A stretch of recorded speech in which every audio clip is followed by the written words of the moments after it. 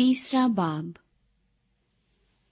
फिर उसने मुझे कहा, ऐ आदमजाद, जो कुछ तूने पाया सो खा, इस तूमार को निगल जा और जाकर इस्राएल के खानदान से कलाम कर। तब मैंने मुंह खोला और उसने वो तूमार मुझे खिलाया। फिर उसने मुझे कहा, ऐ आदमजाद, इस तूमार को जो मैं तुझे देता हूं खा जा और उससे अपना पेट भर ले। तब मैंने खाया और वो मेरे मुंह में शहद की मानिंद मीठा था।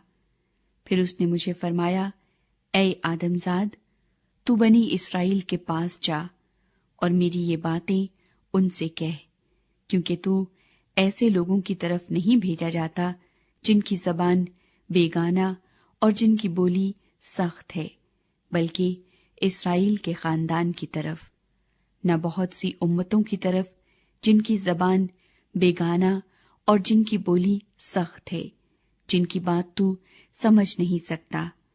यकीनन अगर मैं तुझे उनके पास भेजता तो वो तेरी सुनती, लेकिन बनी इस्राएल तेरी बात न सुनेंगे, क्योंकि वो मेरी सुनना नहीं चाहते, क्योंकि सब बनी इस्राएल सख्त पेशानी और संग दिल हैं। देख, मैंने उनके चेहरों के मुकाबिल तेरा चेहरा दुरुस्त किया है और तेरी पेशानी उनकी पेशानियों के मुकाबिल सख्त कर दी है। मैंने तेरी पेशानी को हीरे की मानिंद चकमाक से भी ज्यादा सख्त कर दिया है। उनसे न डर और उनके चेहरों से हरासा न हो, अगरचे वो बागी खानदान है। फिर उसने मुझसे कहा, ऐ आदमजाद, मेरी सब बातों को जो मैं तुझसे कहूंगा अपने दिल से कबूल कर और अपने कानों से सुन। अब उठ, असीरों यानी अपनी कौम के लोगों के पास जा और उनसे कह, खुदावंद खुदा यूं फरमाता है, खा वो सुने खा न सुने। और रूह ने मुझे उठा लिया और मैंने अपने पीछे एक बड़ी कड़क की आवाज सुनी जो कहती थी कि खुदावंद का जलाल उसके मस्कन से मुबारक हो। और जानदारों के परों के एक दूसरे से लगने की आवाज और उनके मुकाबिल पहियों की आवाज और एक बड़े धड़ाके की आवाज सुनाई दी और रूह मुझे उठाकर ले गई। सो मैं तल्ख दिल और गजबनाक होकर रवाना हुआ और खुदावंद का हाथ मुझ पर गालिब था और मैं तलबीब में असीरों के पास जो नहरे किबार के किनारे बसते थे पहुंचा, और जहां वो रहते थे मैं 7 दिन तक उनके दरमियान परेशान बैठा रहा। खुदावंद हिजकीएल को निगहबान मुकर्रर करता है। और 7 दिन के बाद खुदावंद का कलाम मुझ पर नाजिल हुआ कि आए आदमजाद, मैंने तुझे बनी इस्राएल का निगहबान मुकर्रर किया, पस तू मेरे मुंह का कलाम सुन और मेरी तरफ से उनको आगाह कर दे। जब मैं शरीर से कहूं कि तू यकीनन मरेगा और तू उसे आगाह न करे, और शरीर से न कहे कि वो अपनी बुरी रविश से खबरदार हो ताकि वो उससे बाज आकर अपनी जान बचाए, तो वो शरीर अपनी शरारत में मरेगा, लेकिन मैं उसके खून की बाज पुर्स तुझसे करूंगा।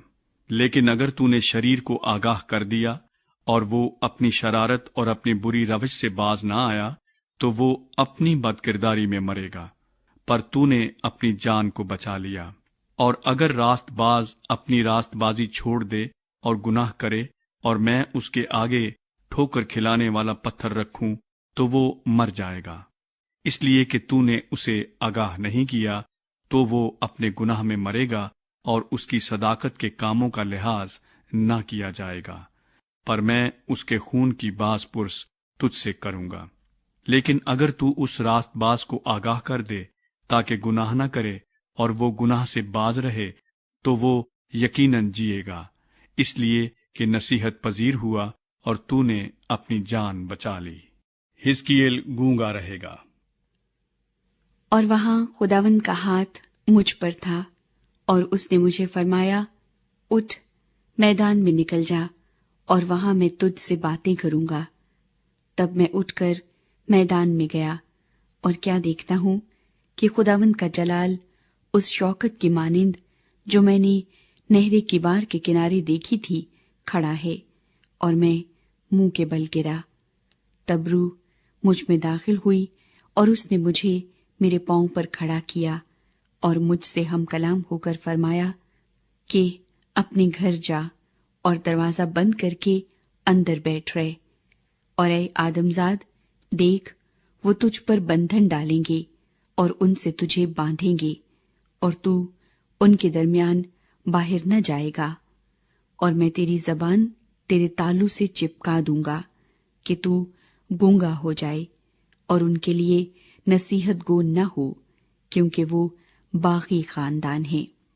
लेकिन जब मैं तुझसे हम कलाम हूंगा तो तेरा मुंह खोलूंगा, तब तू उनसे कहेगा कि खुदावंद खुदा यूं फरमाता है, जो सुनता है सुने, और जो नहीं सुनता न सुने, क्योंकि वो बागी खानदान है।